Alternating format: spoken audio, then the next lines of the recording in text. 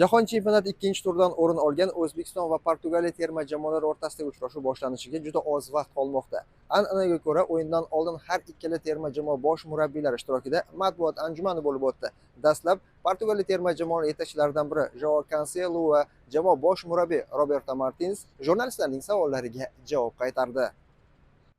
Bu jamoa Kongo terma jamoasidan mutlaqo farq qiladi. Kongo ko'proq jismoniy kurashga tayanadigan jamoa edi. O'zbekiston esa juda yaxshi tashkil etilgan. Hujum chizig'ida juda tezkor futbolchilarga ega jamoa. Men Al-Hilol safida O'zbekiston jamoalarini ko'rganman va ularga qarshi o'ynaganman. Ularning futboli rivojlanib bormoqda. Bu qiyin o'yin bo'ladi. Jahon chempionatida guruh bosqich 3 ta o'yindan iborat. Biz uchun hech narsa o'zgarmaydi. Yaxshi mashg'ulot o'tkazish, o'yinlarga puxta tayyorgarlik ko'rish, baholash va tahlil qilish kerak. Eng muhimi, o'zimizga nisbatan juda talabchan bo'lishimiz lozim. Biz aynan shunday qildik.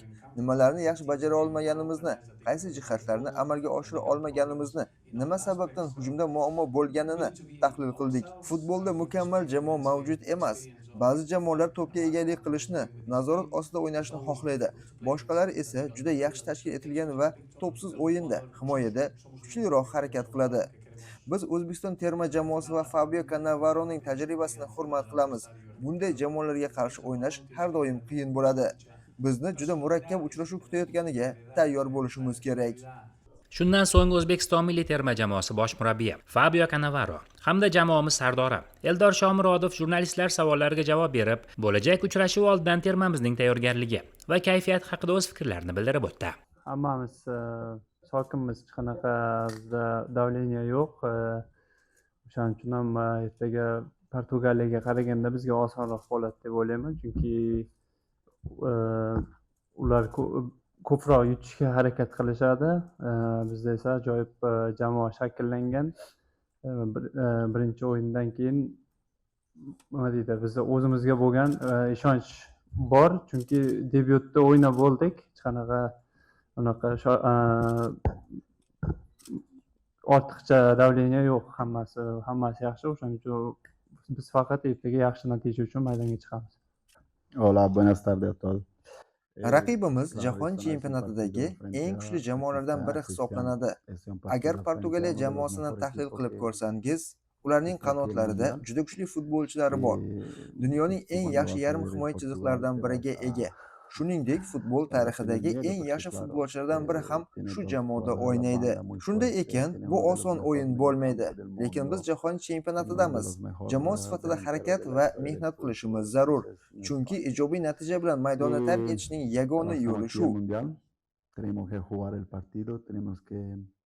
Endi boshidan kelganimizda jahon chempionatiga o'sha murabbiy ham ko'p bor aytib o'tdi, bizda hech qanaqa davleniya yo'q. Lekin baribir boshqa jamoalarga qaramasdan o'zimiz ochko yig'ib o'sha guruhdan chiqishga harakat qilishimiz kerak deb. O'shaning uchun bizga farqi yo'q edi ular qanaqa o'ynashi, chunki birinchi tur bu uncha muhim narsa emas deb o'ylayman. Hamma o'zini o'yiniga e'tibor qaratadi. Albatta, agar oxirida shuna taqdir taqozosi bilan shunaqa to'g'ri keladigan bo'lsa, unga e'tibor qaratishimiz mumkin, lekin hozir faqat o'zimiz natijaga e'tiborimiz qaratilgan.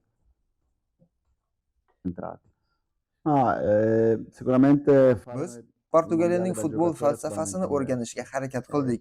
Ular doimo to'p nazorati orqali o'yinni boshqarishni yoqtirishadi. Shuningdek, uchrashuvni juda faol boshlashga intilishlarini ham bilamiz. Chunki imkon qadar tezroq o'yinni o'z foydasiga burishni, himoyani yorib o'tishni istashadi. Shundan kelib chiqib, biz ham bunga tayyorgarlik ko'rdik deb o'ylayman. O'z rejamiz va strategiyamiz bor. Maydonda aynan o'z o'yinimizni namoyish etishga harakat qilamiz.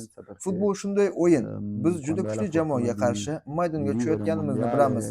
Ammo avval ham aytganimdek, biz bundan qo'rqmaymiz.